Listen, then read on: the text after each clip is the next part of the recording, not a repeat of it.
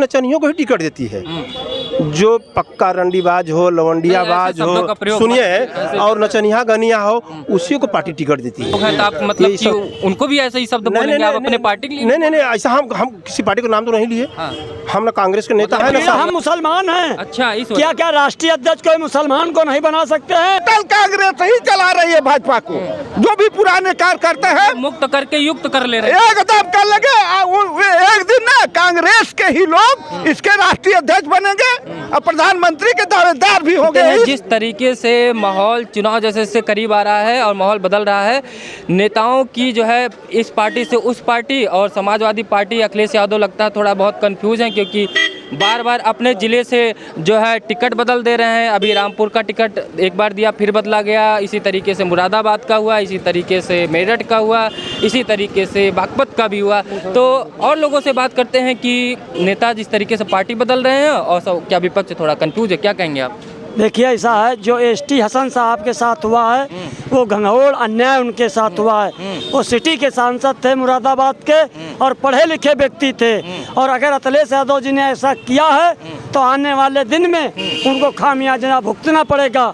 और एक चीज़ हम आपको बता दें, ये पीडीए का नारा बार बार दे रहे हैं। पीडीए की क्या कहा जाता है कि दलित तो पिछड़ा दलित अल्पसंख्यक। और राज्यसभा किसको बनाया है? जो 90 साल की हैं, जया बच्चन जी। कहाँ क्या 90 साल की हुई हैं? अरे अरशद मदनी मौलाना को और क्या कृष्णा पटेल जी को राज्यसभा नहीं भेज सकते थे? ये जो है पीडीए की सोच में खोट है।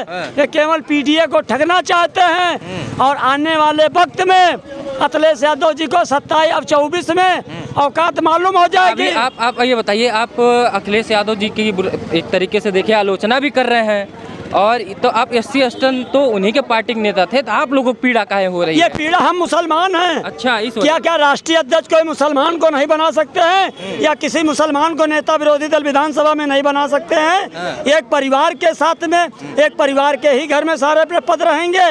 और यादव नहीं है, टिकट केवल सैफई के, चाहे मैनपुरी हो, चाहे बदायूं हो, चाहे कन्नौज हो, चाहे आजमगढ़ हो, सब एक ही परिवार के लड़ना चाह रहे हैं। तो अब शिवपाल यादव भी कर रहे हैं, नहीं हमको हटा के हमारे बेटे को टिकट दिया जाए उस सीट पे। क्या अभी बेटे के लिए कहेंगे, फिर बहू के लिए कहेंगे, फिर दूसरे लड़के के लिए कहेंगे। ये हम आपको बता दें कि जो दुर्भाग्य सबसे बड़ा समाजवादी पार्टी के साथ में रहा है वो कांग्रेस का भी रहा है। और नरेंद्र मोदी ने जो कहा है कि 400 पार, तो हर हर मोदी, घर घर मोदी, सबके दिल में मोदी है। बताते हैं आपको कि मोदी जरांगा, क्या कहेंगे इनके? देखिए भाई, वो ऐसा मतलब उसको कुछ ज्ञान ही नहीं है। वो अट बट जो चाहे वो बक दे रहा है ये। हाँ, इसको ज्ञान एक पैसे की नहीं है। समाज में पार्टी में देखा जाता है कौन प्रत्याशी जीतता है। हर पार्टी में बदले जाते हैं प्रत्याशी, ऐसा बात नहीं है।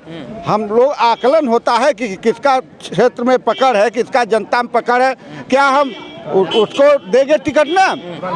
अध्यक्ष जो राष्ट्रीय अध्यक्ष है अच्छा, पढ़े लिखे हैं ना। मतलब आप लोग जो टिकट बार बार बदल रहे हैं, पहले नहीं समझ पाते थे कि टिकट वो पढ़े लिखे हैं कि नहीं है? ST हसन पढ़े लिखे नहीं थे क्या? नहीं, सब है, मगर कुछ जो सर्वे कराया जाता है ना, उसमें कभी कभी सर्वे हर चीज का भी 19-20 आ जाता है, इसलिए उसमें कोई कंफ्यूजन नहीं है। जो उसको टिकट दिए हैं राष्ट्रीय अध्यक्ष जी, वो चुनाव जीतेगा।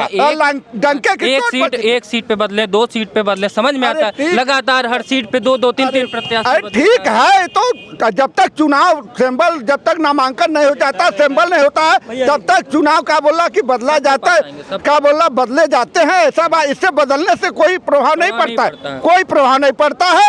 ये तो पार्टी का है, नियम है कि भाई हम देखते हैं किसके हक में कौन जनता है, उसको टिकट दिया जाता है। ऐसी बात नहीं है। ये सब कहते हैं, गलत कहते हैं, इन्होंने सब चीज गलत बोल दिया है। अच्छा, एक तरीके से मीडिया में फिर से एक तरीके से बातें चलने लगी है कि रॉबर्ट वाड्रा कांग्रेस से अमेठी से चुनाव लड़ने के लिए इच्छुक है, क्या कहेंगे आप? देखिए, सोनिया गांधी जी ने तो पहले ही वहाँ मना कर दिया है लड़ने के लिए। रायबरेली से उन्होंने पहले सिलेंडर कर दिया है। पहले लड़का सोच रहे हैं लड़के की सीट हारी गई है, अब किला ना हो मेरी हार ली जाए, इसलिए पहले सिलेंडर कर दो। लड़ने के लिए कहे तो दुनिया रही है लड़ो, लेकिन उनको असलियत पता है ना कि आखिरी में लड़ने के बाद होने वाला नतीजा क्या आएगा। कह तो रहे हम गांधी परिवार का वारिस बढ़ाने के लिए राजनीति में हम तैयार हैं, अगर हमको पार्टी लड़ाती है, मैं इच्छुक हूँ वहाँ से लड़ने के लिए, तो मैं लड़ूंगा। पार्टी गांधी परिवार की नहीं बढ़ाने की बात हो रही है, यहाँ कांग्रेस पार्टी नहीं ढूंढे मिलेगी। भाई साहब आप क्या बात कर रहे हैं? आप तो गांधी परिवार को छोड़ दीजिए, पार्टी ही नहीं मिलेगी ढूंढे ढूंढे। और क्या 2004 कल जो है विजेंद्र सिंह बॉक्सर, संजय निरुपम और आज गौरव बल्लभ जो कि बड़ा वायरल हुए थे जीरो के लेके, 5 ट्रिलियन में जीरो कितना होता है संबित पात्रा से, वो भी बीजेपी ज्वाइन कर लिए हैं। मतलब कांग्रेस मुक्त करते करते क्या आप भाजपा को कांग्रेस युक्त कर लेंगे क्या? देखिए वो चलाएगी भाई साहब, क्या? कांग्रेस ही भाजपा को चला रही है। जो भी कांग्रेस के पुराने नेता है 95% भाजपा में है, 95%। एक मोदी है सिर्फ आरएसएस के या 2-4 और ऐसे नेता नहीं, टोटल कांग्रेस ही चला रही है भाजपा को। जो भी पुराने कार्यकर्ता है मुक्त करके युक्त कर ले रहे हैं। एकदम कर लगे। एक दिन ना कांग्रेस के ही लोग इसके राष्ट्रीय अध्यक्ष बनेंगे और प्रधानमंत्री के दावेदार भी हो गए। इस वही कांग्रेस का निकला हुआ इंसान। कल को ये भी ना हो जाए कि मल्लिकार्जुन खड़गे जी को भी भाजपा में शामिल कर ले। अरे सुनिए खड़गे जी आ जाए, तमन्ना पूरी हो सुन लीजिए यार, राहुल गांधी भी आ जाए ना तो वो प्रधानमंत्री कौन बोलेगा? कांग्रेस का ही बोलेगा। कांग्रेस का, जैसे कांग्रेस के कुल नेता आए हैं भाजपा में ना, नाम उनका लिया जाता है ना, कांग्रेसी हैं, लिया जा रहा है ना, कांग्रेसी है। इसी प्रकार से भाजपा मिट जाएगी, कांग्रेस आ जाएगा इसमें। अच्छा, देश की सबसे बड़ी पार्टी जो रही कांग्रेस एक समय में, पूरे 65 साल करीब देश में राज्य किया है, आज उसको ऐसे दिन क्यों देखना पड़ रहा है कि अपने इतिहास के सबसे कम सीटों में लोकसभा चुनाव लड़ रही है? अब गठबंधन में पार्टी लड़ रही है तो लड़ेगी, ऐसा बात नहीं है। उस समय का बदलाव होता है, समय समय की पूजा होती है, ऐसा बात, वो परिवर्तन होता जाता है, फिर परिवर्तन होगा। अच्छा। ऐसा कोई बात नहीं, परिवर्तन होगा। अच्छा, ये जो मोदी जी गारंटी दे रहे हैं, मोदी की गारंटी प्लस भ्रष्टाचार, हम भ्रष्टाचारियों को जेल में डाल रहे हैं और वो भ्रष्टाचारियों के साथ साठगांठ करके सरकार चलाने की कोशिश कर रहे हैं, क्या कहेंगे? जैसे संजय सिंह हो गए, अभी छूट के आ गए, केजरीवाल को आन समय पे जेल भेज दिया। भ्रष्टाचारी को अभी तक न किसी को जेल में भेजे हैं, ना किसी को जेल में भेजेंगे। इसलिए भ्रष्टाचारी ही इनके नेता हैं, इनके कार्यकर्ता हैं और इनके पदाधिकारी यानी विधायक संसद भी हैं और वहीं फंडिंग भी करते हैं, तो उसको कैसे जेल भेजेंगे बताइए? चोरा चोर मौसियाई भाव कैसे भेजेंगे? मतलब जो उनके पार्टी में आ जा रहा है उनका भाई हो जा रहा है। अरे बिल्कुल है, और जो नहीं आ रहा है वही। हाँ वही है। हम कहते संजय सिंह अगर मान लिया गलत है, भ्रष्ट थे, हम भी कह रहे हैं कि मान लिया गलत है, भ्रष्ट है, उनके कथन अनुसार हम नहीं कह रहे हैं, तो जमानत कैसे मिला? और उन पर जब वीडियो हुई तो प्रूफ क्यों नहीं मिला, प्रमाण क्यों नहीं मिला, धन दौलत क्यों नहीं मिला, अपराधी फर्जी नोटें क्यों नहीं मिली, सोना चांदी क्यों नहीं मिला, शराब क्यों नहीं मिला, या जितनी भी समस्याएं थी क्यों नहीं मिली? कुछ तो मिलना चाहिए। जब बहुत लोग उनके ऊपर आरोप लगा रहे हैं कि जेल से कैसे सरकार चलाएंगे, जेल से सरकार कैसे चलती? वैसे अभी ये कहीं लिखा नहीं गया हमारे संविधान में कि आप जेल से सरकार नहीं चला सकते हैं, कि आपको इस्तीफा ही देना है, लेकिन एक जेल से सिटिंग चीफ मिनिस्टर कैसे सरकार चलाएगी? सुनिए एक मिनट, जनता के ऊपर डिपेंड करता है और जनता जनार्दन सरकार है, जनता जनार्दन सब कुछ है।